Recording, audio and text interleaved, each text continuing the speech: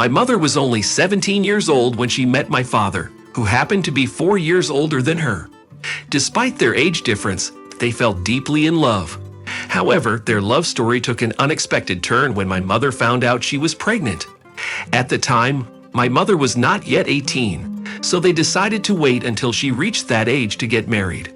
3 months later, on my mother's 18th birthday, they tied the knot. It was a bittersweet moment for them, as my mother was 3 months pregnant at the time of their marriage. As determined young adults, they didn't want to rely on their parents and instead rented a room in a communal apartment. This is where I was born, before my mother even turned 19. My parents got married right after high school, and as a result, my mother did not have much education besides her general secondary school education. In contrast, my father had already graduated from the Polytechnic Institute and was working as a foreman at a factory. During this time, my mother was on maternity leave, and my father worked hard to provide for our family. He also helped my mother take care of me as best as he could. I have fond memories of him taking over the night shifts, giving my mother a break from my constant crying. He even took on household tasks such as washing and ironing diapers and running errands for medicine when I was sick. He truly embodied the role of a loving husband and father. As my mother's maternity leave ended, she decided to pursue her dream of becoming a doctor and enrolled in medical school at the Faculty of Medicine. Since the school was in a different city, I was sent to live with my grandmother, my mother's mother. I didn't see my mother very often, mostly during her occasional visits. Every time she came to see me, it was a joyous occasion. I still remember the days when the three of us would go on walks and watch movies together. It was a time filled with love and cherished memories. When my mother was present at home, I had the privilege of staying up late to watch TV. However, the downside was that her visits were brief, as she would soon leave for another city to continue her studies. This meant that the gray days of waiting for her would begin again. My dad did his best to support me during these times. He would take me to his place on weekends, teach me how to ski and skate, and even accompanied me to my first day of school. I have fond memories of us walking to the train station late at night to greet my mother when she came home for a break. I would often fall asleep on his shoulders, feeling happy and content. My mother completed her studies at the institute when I was in second grade. She then returned home to continue her internship at the city hospital. Luckily, my dad had been given a 2-bedroom apartment by his employer, so our family was able to live together happily. My mother was always a stunningly beautiful woman, with her slim figure, blonde hair, and striking blue eyes. It's no wonder my father was smitten with her from their first meeting. As the years passed, her beauty only seemed to grow and shine brighter. Even at 40, she was often mistaken for a young girl.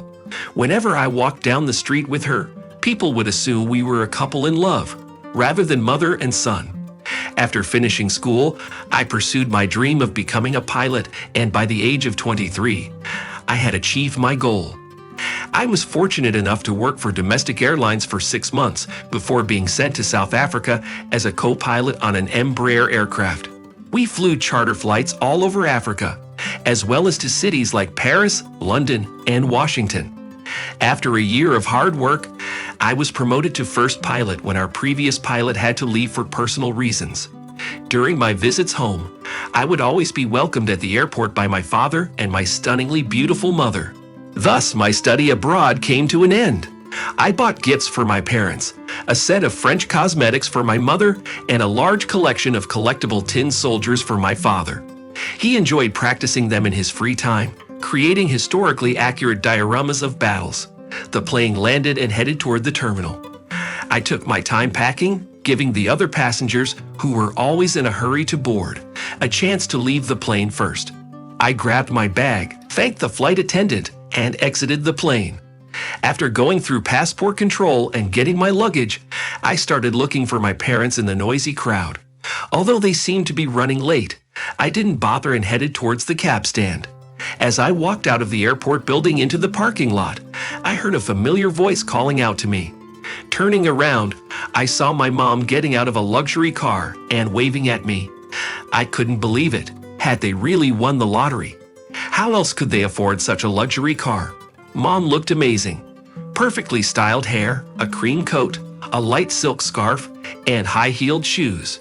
Surely she must have won the lottery. "Mom, where's Dad? Is he not feeling well?" I asked as I approached the car. "Just get in the car, Tyler. So much has happened." "We'll talk on the way," she replied. I climbed into the back seat next to my mom, while the driver and the young man sat in the front. As soon as I closed the door, the young man turned to my mom and asked, "Where to, Mrs. Alina?" "To Eric's house," my mom replied, turning around and looking at me with a smile. "Tyler, it's been 6 months since I left Benjamin. I'm now living with someone I love. I didn't want to tell you while you were busy. I didn't want to worry you. My husband's name is Ethan, and he's my first and only love. Fate brought us together 2 years ago, and we couldn't bear to be apart any longer." I could feel her excitement. Her face lit up, and her eyes sparkled. It took me a moment to realize that she wasn't calling Benjamin my father, but that wasn't the only surprise. Mom revealed that Benjamin wasn't my biological father, but her current husband Ethan was. She explained that when she got pregnant, she was pressured to leave Ethan and marry Benjamin so that I could have a father. However, all these years later, she still loved Ethan. My head was spinning as my mom continued to talk, but I could barely hear her over my pounding heart and ringing ears. Curious, I asked where my father, Benjamin, was now. Mom shrugged nervously and assumed he was in our old apartment, playing soldiers and lost in his own world. As we drove, Mom told us that we were headed to our house in a cottage community outside of town. She described our 3-story house and mentioned that Ethan, my real father, was a successful businessman. Mom smiled and kissed my cheek, leaving a lipstick mark. We pulled up to a stunning 3-story house surrounded by trees and lawns, and we were greeted by a distinguished-looking man I immediately recognized Ethan as. My mom jumped out of the car and kissed him passionately on the lips. She then introduced me as Tyler, their son. Ethan stepped forward and extended his hand to me. I shook it, noticing his palm was damp and sluggish. He greeted me, telling me that this was my home now.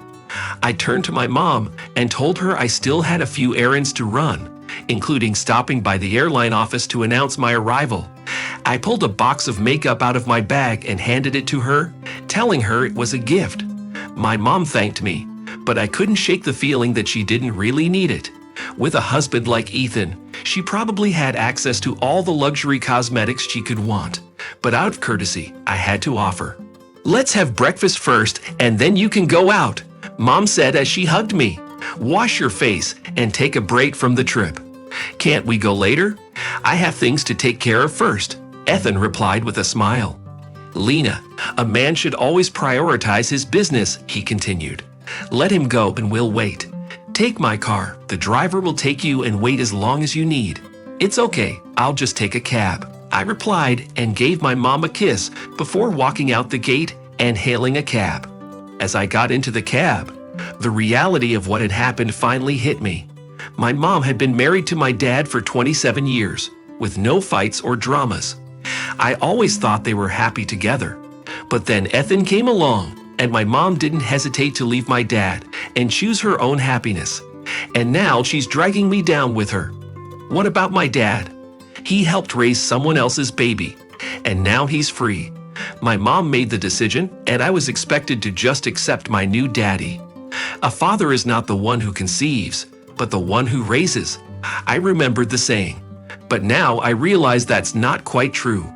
I can't imagine how my father felt when his wife left him for someone else, and even revealed that his son didn't really belong to him. I was on my way to my dad's old apartment, not caring if he was my biological father or not. He was the dad I had always loved. Using the key, I unlocked the door and entered the apartment. It was quiet and familiar. Everything was in its place. It felt like time had stood still in my childhood. I looked in all the rooms, but my father was nowhere to be found. Perhaps he had gone to the store or was at work. As I sat down on the couch and dropped my bag, the front door creaked open. I looked up and saw my roommate standing in the doorway. "Welcome home, Tyler," she greeted me. "Your dad had a heart attack and he's in the hospital right now. The ambulance picked him up 2 days ago. It's only 2 blocks from here. I can show you the way." I quickly grabbed some fruit, kefir and juice from the kitchen and headed to the hospital with my neighbor. My father was in a common room with 7 other patients.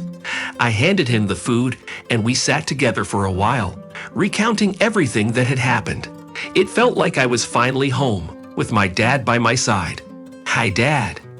I greeted him in a cheerful tone. "Instead of spending time with your son, you're lurking around hospitals." Dad turned to me in surprise. "Tyler, welcome home. I'm sorry I haven't seen you before." "Don't worry about it, Dad." I reassured him. "I'm already here and will be here for a while since I started working for a domestic airline. I brought a few things for you. Let's go home and look at them." "When will you be discharged?" I asked, trying to keep the conversation going. "I don't know exactly, Tyler. They haven't given me a specific time frame yet. It could be another couple weeks," my dad replied with a smirk. I couldn't help but notice that he addressed me by my first name instead of the usual son. It was a minor detail, but it made me feel detached from him. "Well, Dad, you'll be better soon, and then we can finally buy that cottage you've always wanted, out in the country," I suggested, hoping to cheer him up. Dad fell silent and avoided my gaze. I tried to keep the conversation going by talking about random things, but it was obvious that my father was preoccupied with something. Eventually, I said goodbye and went in search of the doctor. He assured me that my father was just stressed out and that with proper care he would be fine. As I was leaving the hospital, I had an idea. My classmate Igor worked at the medical examiner's office. I called him and arranged a meeting. "Hi, Igor, I want to do a paternity test." I began our conversation. "I need a certificate or some kind of official opinion that this man is my real father," I explained. "Tyler, that counts as forgery," Igor warned, frantically twirling a box of matches in his hands. "Don't worry, only my father will see this. Please, I need your help," I begged my friend. Igor thought for a moment before agreeing to help. "Okay, bring me some of your father's biomaterial. Hair would be best. And you'll have to come to the lab yourself for sampling. I'll give you an answer by tomorrow evening." "Thank you very much, Igor. I am very grateful to you," I said gratefully. "For the sake of our friendship, I will make it a priority." Igor replied with an encouraging smile. "I will give you 2 conclusions, one real and one false. It's up to you to decide what to do with them." Leaving the office, I called my mom and let her know that I would spend the night at our old apartment and call her back tomorrow.